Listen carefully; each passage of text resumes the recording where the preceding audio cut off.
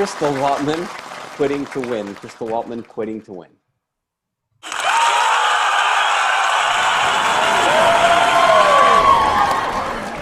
Well, thanks, Tom, for having me.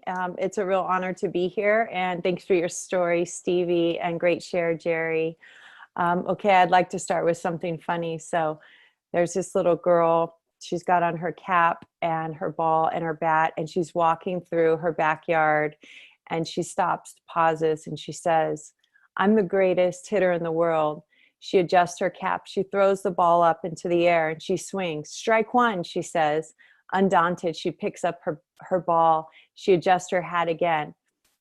She throws the ball up into the air. "Strike two," she says to herself as she walks through the backyard a little bit more. She throws up the ball again. "Strike three," she says. "I'm the greatest pitcher in the world." So we all start off with feeling like that as we are little girls.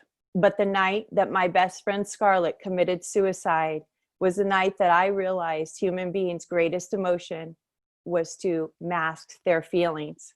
I was with her the night that she died. After cocaine burned our noses and alcohol flooded our veins, she left to go see an old boyfriend. Hours later, her house was surrounded by police cars and yellow tape. Scarlett was a high achiever and a collegiate athlete, and that night I did not see coming, nobody did. But as I learned by the cruelty of destiny that a screw cannot be taken out of the wall by using a hammer, that depression cannot be taken out of the heart by using alcohol, and that pain cannot be taken out of the soul by using drugs. Instead, alcohol will kill you. Drugs will destroy you until you progressively destroy yourself.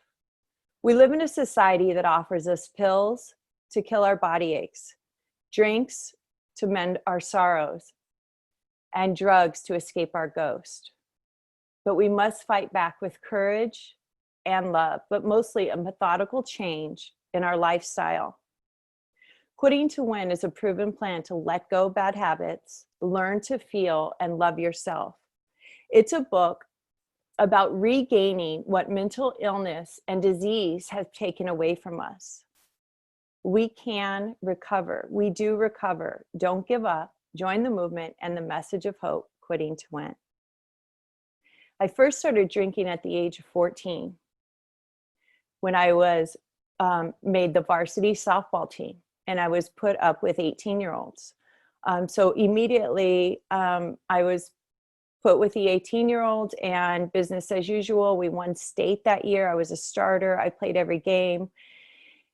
And that was my first blackout. After we won state, there was drinks being passed in red Solo cups, Biggie Smalls, Tupac playing, marijuana and cigarettes circulating through the air.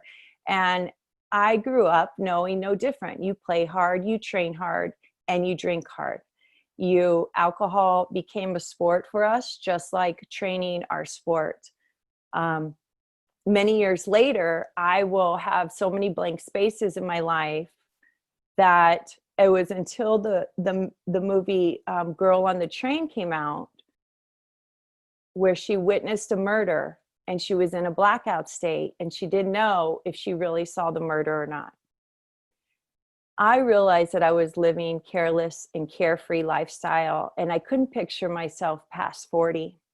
And after having a daughter, and taking off a minute to breastfeed, a couple years to breastfeed, my body never metabolized alcohol the same. And as a mother, being a drunk mother is just not a good look.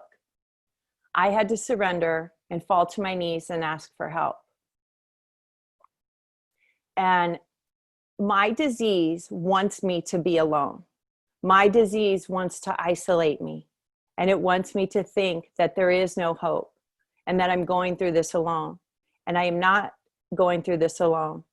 There is help out there for all those who still suffer with alcoholism and addiction. There's help for those loved ones who love the addict. If you're not the addict, addiction and alcoholism is now the number 3 killer of the United States by lifestyle choice disease. The number 1 Used to be tobacco, and now it's obesity caused by sugary drinks. Tobacco went to number 2, and now alcoholism is in number 3. It's a lifestyle choice disease that you can get help from, and you can recover, and we do recover.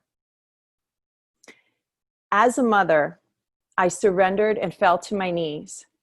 Thank God I never killed anybody. But drinking and driving with kids was my bottom when I had to ask for help because I started hiding it. It was very socially acceptable. My life from the outside was very well put together. I had a lot of help around me. So it didn't look, I didn't think that I was an alcoholic still, because my idea of an alcoholic was that person on the street with the brown bag. Thoughts of suicide came in because I couldn't figure out how to stop. I tried to stop. I was in this emotional insanity. Every week I would say, okay, I'm not going to do that again. I'm not going to do that again. And then Monday I would stop. I'd stay in bed with depression and shame. Tuesday, I'd feel a little bit better. Maybe I'd turn the TV on and eat something. Wednesday, I'd take a shower. And Thursday, I'd get up and go to the gym and put my makeup on. And Thursday, happy hour would start it all over again. And I was on this vicious cycle. And I just did not know how to get out of it until I asked for help.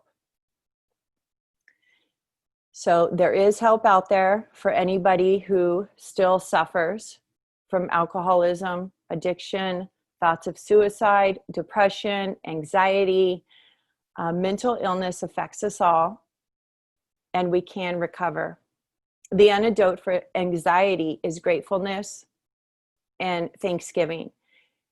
Anxiety, you're staying and you're worrying about things that haven't happened yet. And when you stay and when you focus on things that are true, that you can be grateful for, that can help get you out of it.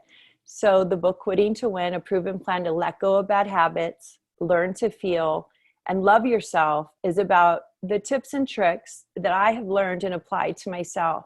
We are not healed. And I've learned that by relapse after relapse after relapse. 3 relapses it took me to figure out I am an alcoholic. I will always be an alcoholic. And I'm now a grateful alcoholic, to where I can carry the message of hope to all those who still suffer. So this is a disease, something that you have, and you can break the cycle in your family.